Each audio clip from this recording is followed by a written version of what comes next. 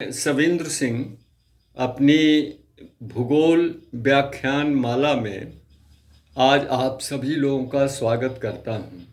आज हम भारतीय मानसून की उत्पत्ति और क्रियाविधि पर चर्चा करेंगे। Today I will discuss the origin and mechanism of Indian monsoon. भारतीय मानसून के संदर्भ में किए गए शोध के आधार पर कुछ कारक सुनिश्चित किए गए हैं जो भारतीय मानसून की उत्पत्ति को प्रभावित करते हैं, जिनमें से नंबर 1 है उत्तरी गोलार्ध में शरद काल में क्षोभ मंडल में परिध्रुवीय भंवर का सक्रिय होना। नंबर 2 हिमालय और तिब्बत का यांत्रिक प्रभाव। नंबर 3 जेट स्ट्रीम का पश्चिम से पूर्व दिशा की ओर क्षोभ मंडल में प्रवाह।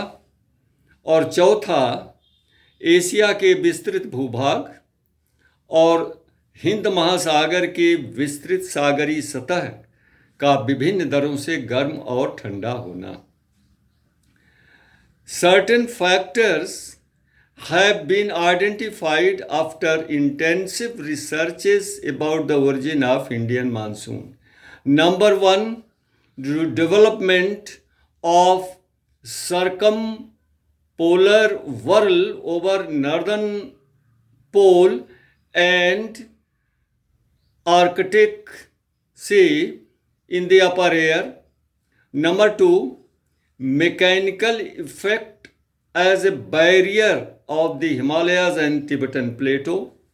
Number 3, existence of tropospheric westerly jet stream. And number 4, differential heating and cooling of large land masses of Asia and extensive sea surface of Indian Ocean.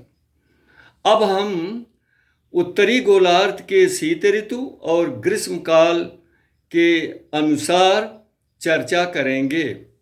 उत्तरी गोलार्ध में जब शीत ऋतु होती है तो दक्षिणी गोलार्ध में सूर्य मकर रेखा पर लंबवत होता है। The sun becomes vertical over tropic of Capricorn in the southern hemisphere when there is a winter season in the northern hemisphere. परिणाम स्वरूप उत्तरी गोलार्ध में क्षोभ मंडलीय परिध्रुवीय भंवर अत्यधिक सक्रिय हो जाता है और जिसके कारण जेट स्ट्रीम का विस्तार भूमध्य रेखा की ओर 20 अंश से 30 अंश अक्षांश के बीच हो जाता है। During northern winter the circumpolar whirl becomes most active. With the result, the tropospheric westerly jet streams are extended 20 to 35 degree north latitudes in the northern hemisphere.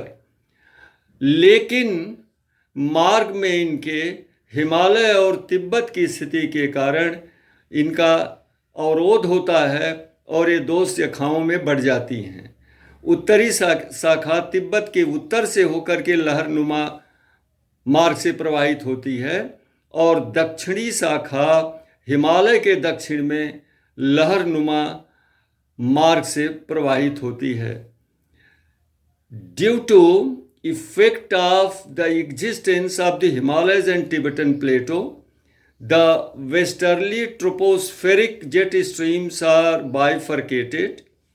The northern branch blows from west to east north of Tibetan Plateau in a wavy path, while the southern branch follows wavy path from west to east to the south of the Himalayas. अब होता क्या है कि अफगानिस्तान और पाकिस्तान के ऊपर troposphere में ऊपरी वायुमंडल में उच्च वायुदाब बनता है और धरातल पर भी उच्च वायुदाब बनता है। परिणाम स्वरूप ऊपर से हवाएं नीचे की ओर आती हैं।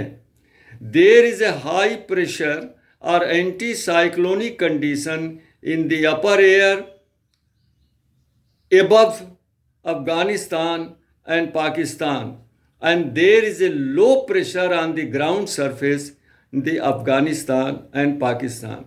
With the results, winds descend toward the ground surface.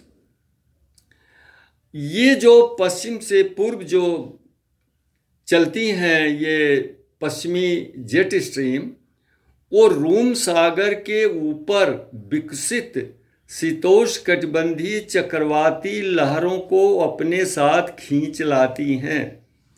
These tropospheric westerly jet streams drag and bring the temperate cyclonic waves developed over Mediterranean Sea to Afghanistan, Pakistan and Northwest India.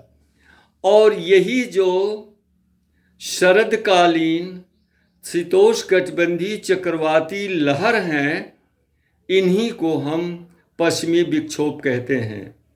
These temperate cyclonic waves during winter season are called western disturbances in Afghanistan, Pakistan and Northwest India.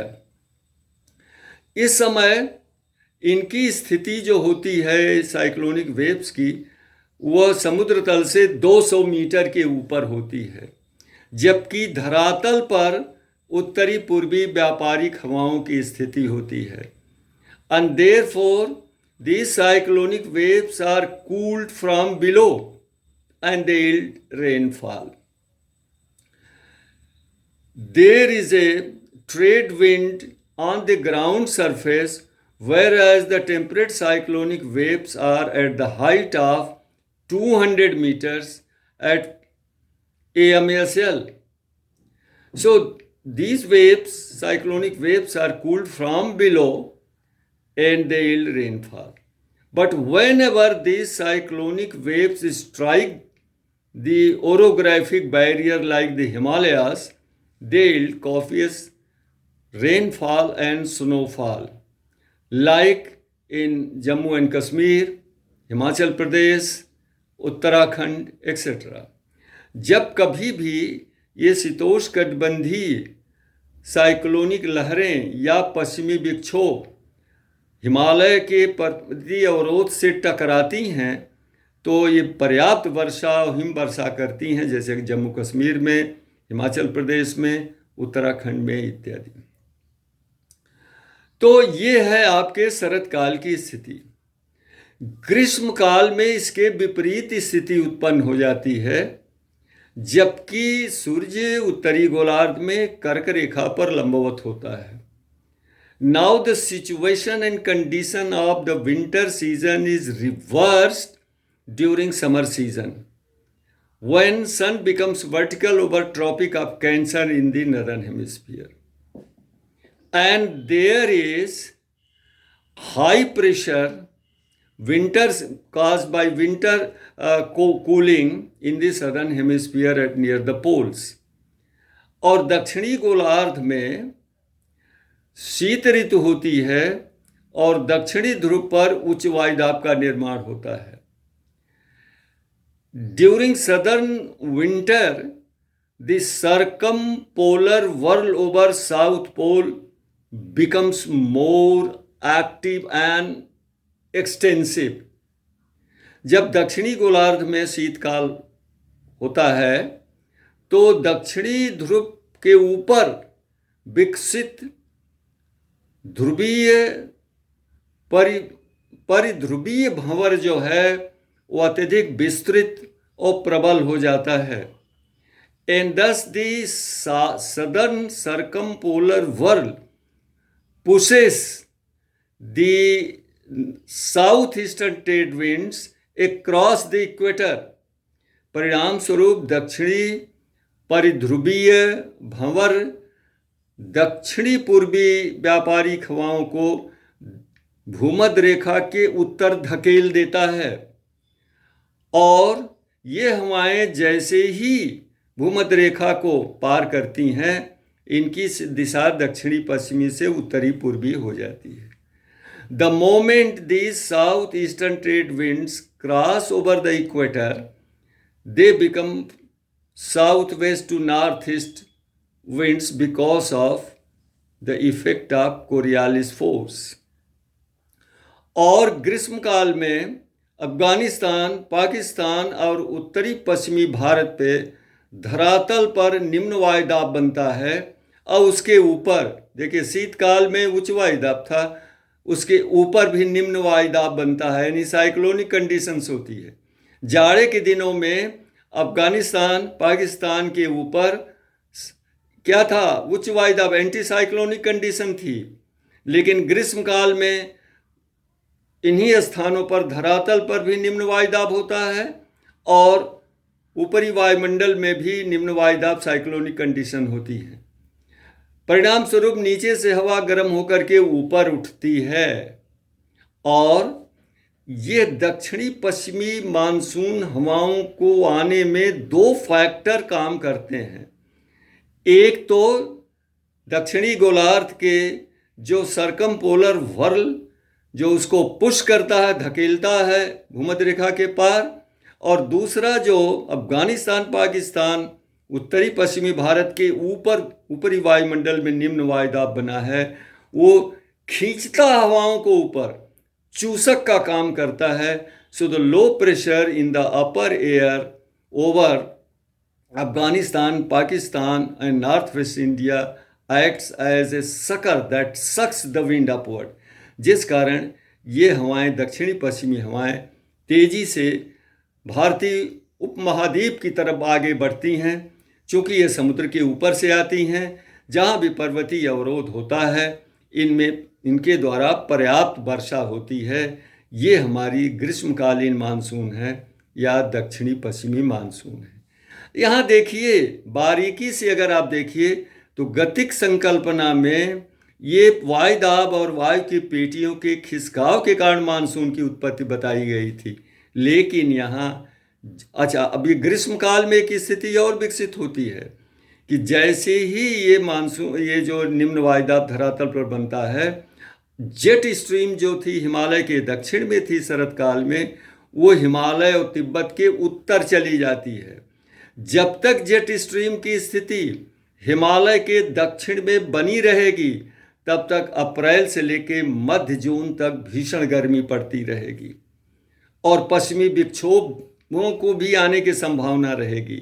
लेकिन जैसे ही ये jet stream Himalaya के दक्षिण से इनकी स्थिति उत्तर की ओर चली जाती है, ये दक्षिणी पश्चिमी मानसून हवाएं बहुत प्रबल हो जाती हैं और पर्याप्त वर्षा करती हैं। अब एक सवाल और पूछा जा सकता है, फिर एल नीनो और ला नीना का क्या रोल है, क्या भूमिका है भारतीय मानसून में? तो ये एल नीनो और ला नीना भारतीय मानसून के उत्पत्ति के कारक नहीं हैं, बल्कि ये उनमें परिवर्तन करने वाले कारक हैं। El Nino and La Nina are not the causal factor of Indian monsoon. Rather, they introduce modification and changes in Indian monsoon. Whenever El Nino is strong, Indian monsoon is weak. Whenever La Nina is strong, then Indian monsoon becomes also vigorous and very strong. Thank you.